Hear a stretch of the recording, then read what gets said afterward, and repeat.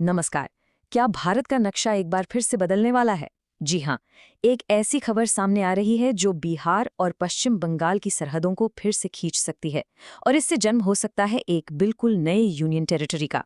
तो चलिए इस पूरे मामले की गहराई में चलते हैं और समझने की कोशिश करते हैं कि आखिर ये जो इतनी बड़ी पॉलिटिकल हलचल मची है, इसके पीछे की असली वजह क्या है। सवाल बहुत सीधा सा है और यही सवाल आज देश के पॉलिटिकल सर्कल्स में हर तरफ गूंज रहा है। क्या सीमा अंचल नाम का एक नया केंद्र शासित प्रदेश, एक नया यूनियन टेरिटरी बनने की तैयारी में है? तो अगर ये सीमांचल बनता है तो ये दिखेगा कैसा? देखिए, बात हो रही है बिहार के 4 जिलों को लेने की: पूर्णिया, कटिहार, अररिया और किशनगंज, और साथ ही पश्चिम बंगाल के भी कुछ उत्तरी हिस्से जैसे उत्तर दिनाजपुर, दक्षिण दिनाजपुर, मालदा और मुर्शिदाबाद। इन सबको मिलाकर एक नई एडमिनिस्ट्रेटिव यूनिट बनाने का ये पूरा प्लान है। लेकिन सवाल ये है कि ये बात अचानक से इतनी हवा में क्यों आ गई?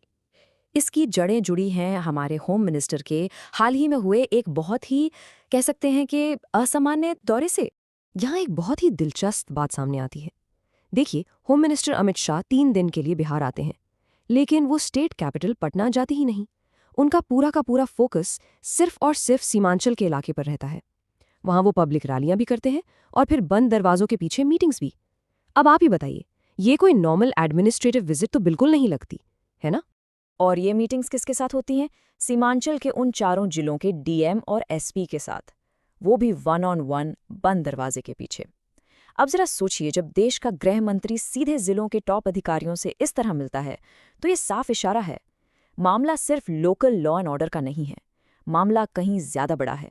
घुसपैठ, स्मगलिंग और जाहिर है नेशनल सिक्योरिटी। और जैसे ही नेशनल सिक्योरिटी की बात आती है, हम इस पूरे प्रपोजल के सबसे बड़े, सबसे अहम कारण पर पहुंच जाते हैं, और वो है चिकन नेक। अब आप सोच रहे होंगे, ये चिकन नेक क्या चीज़ है? देखिए, ये ज़मीन का एक बहुत ही पतला सा, एक संकरा सा रास्ता है जो हमारे पूरे नॉर्थ ईस्ट को, हमारे उत्तर पूर्वी राज्यों को बाकी भारत से जोड़ता है। ये एक तरह से हमारी लाइफलाइन है नॉर्थ ईस्ट के लिए, और इसीलिए इसकी सुरक्षा भारत के लिए सबसे ज़्यादा ज़रूरी है। और ये कितना संकरा है, इसका अंदाज़ा आप इसी बात से लगाइए कि अपनी सबसे पतली जगह पर ये सिर्फ 22 किलोमीटर चौड़ा है। जी हाँ, 22 किलोमीटर। सोचिए ज़रा, बस इतनी सी एक पट्टी है जो हमारे पूरे नॉर्थ ईस्ट को मेनलैंड इंडिया से जोड़कर रखती है। और यही यही इसकी सबसे बड़ी कमज़ोरी भी है। और मामला और भी पेचीदा हो जाता है, क्योंकि ये इलाका एक तरह के स्ट्रेटेजिक ट्रायंगल में फंसा हुआ है। एक तरफ है नेपाल, दूसरी तरफ बांग्लादेश, और ऊपर से चीन की बाज जैसी नज़र इस पर लगातार बनी हुई है। अब नेपाल में चीन का असर बढ़ रहा है, बांग्लादेश में भी सियासी हवा बदलती रहती है। इन सब वजहों से इस कॉरिडोर पर सिक्योरिटी का प्रेशर बहुत ज़्यादा बढ़ गया है। तो ये तो हुई जियोपॉलिटिक्स की बात। अब जरा इस कहानी के दूसरे पहलू पर आते हैं, यानी कि घरेलू राजनीति। क्योंकि इस पूरे खेल में केंद्र सरकार, बिहार सरकार और पश्चिम बंगाल सरकार, तीनों के अपने अपने दांवपेच हैं। देखिए, यहाँ 2 अलग अलग नजरिए हैं। केंद्र सरकार के हिसाब से देखें तो एक नया यूनियन टेरिटरी बनाने का मतलब है सिक्योरिटी पर डायरेक्ट कंट्रोल, एक यूनिफाइड कमांड स्ट्रक्चर, मतलब वो सीधे एक्शन ले पाएंगे। दूसरी तरफ बिहार और बंगाल की सरकारों के लिए इसका मतलब क्या है? अपनी जमीन और अपना अधिकार खोना।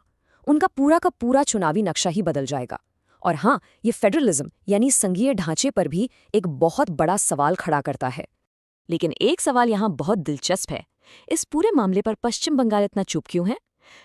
इसकी वजह ये है कि बंगाल एक बड़ी पॉलिटिकल दुविधा में फंस गया है। अगर वो इस मूव का विरोध करते हैं तो उन पर इल्जाम लगेगा कि वो नेशनल सिक्योरिटी के खिलाफ हैं, और अगर वो चुपचाप बैठे रहते हैं तो वो एक तरह से केंद्र के सामने अपना इलाका सरेंडर कर देंगे। ये एक बहुत ही मुश्किल सिचुएशन है। चलिए, अब इस कहानी को दिल्ली और कोलकाता के पावर कॉरिडोर से निकालकर जमीन पर लाते हैं और बात करते हैं उन लोगों की जिनकी पहचान, जिनकी संस्कृति इससे जुड़ी है। हम बात कर रहे हैं मिथिला की। पहले झारखंड, अब सीमांचल। मिथिला का बचेगा क्या? ये सिर्फ एक लाइन नहीं है, ये मिथिला के लोगों की आवाज है। उनकी गहरी चिंता, उनका दर्द इसमें झलकता है कि कैसे उनकी सदियों पुरानी ऐतिहासिक जमीन को बार बार बांटा जा रहा है। इस बात को समझने के लिए थोड़ा इतिहास में जाना होगा। देखिए, जो सीमांचल का इलाका है वो हमेशा से ऐतिहासिक और सांस्कृतिक तौर पर बड़े मिथिला रीजन का ही हिस्सा रहा है।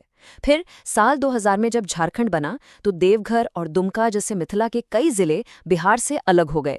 तो वहां के लोगों के मन में ये बात है कि एक बार बंटवारा हो चुका है और अब ये सीमांचल को यूटी बनाने की जो बात है, इससे वो अपनी पहचान पर एक और हमला, एक और बंटवारे की तरह देख रहे हैं। तो इस पूरी चर्चा के बाद सवाल उठता है कि आगे होगा क्या। देखिए, अभी के जो पॉलिटिकल और स्ट्रेटेजिक हालात हैं, उनको देखकर 3 रास्ते, या कह सकते हैं कि 3 संभावनाएं नजर आती हैं। लेकिन उन 3 रास्तों पर जाने से पहले एक जरूरी बात, क्या ऐसा करना मुमकिन है? जी हाँ, बिल्कुल मुमकिन है। हमारे संविधान का आर्टिकल 3 केंद्र सरकार को ये पूरी पावर देता है कि वो नए राज्य बना सकती है या किसी भी मौजूदा राज्य की सीमाओं को, उसके एरिया को, यहाँ तक कि उसके नाम को भी बदल सकती है। और इसका सबसे बड़ा और ताज़ा उदाहरण हमने 2019 में जम्मू और कश्मीर के पुनर्गठन के वक्त देखा ही है। तो वो 3 रास्ते क्या हैं? चलिए देखते हैं। पहला ऑप्शन, सीमांचल को एक फुल फ्लेज्ड यूनियन टेरिटरी बना दिया जाए, जो सीधे केंद्र के कंट्रोल में होगा। दूसरा ऑप्शन, नॉर्थ बंगाल और सीमांचल के कुछ हिस्सों को मिलाकर एक नया ग्रेटर कूच बिहार नाम का राज्य बना दिया जाए। और तीसरा और आखिरी ऑप्शन, कि जैसा है वैसा ही रहने दिया जाए, यानी स्टेटस को। बस सिक्योरिटी के लिए सेंट्रल गवर्नमेंट की तरफ से फंडिंग और सपोर्ट बढ़ा दिया जाए। और आखिर में हम आपको एक बड़े सवाल के साथ छोड़कर जा रहे हैं, एक सवाल जो इस पूरे मसले की जड़ है कि राष्ट्रीय सुरक्षा और संघीय संतुलन, यानी नेशनल सिक्योरिटी और फेडरल बैलेंस, इन दोनों के बीच किसे प्राथमिकता मिलनी चाहिए। क्या देश की सुरक्षा इतनी बड़ी है कि उसके लिए राज्यों की सीमाओं को, उनकी पहचान को बदला जा सकता है? एक बहुत बड़ा सवाल है। इस पर आपकी क्या राय है? जरूर सोचिएगा।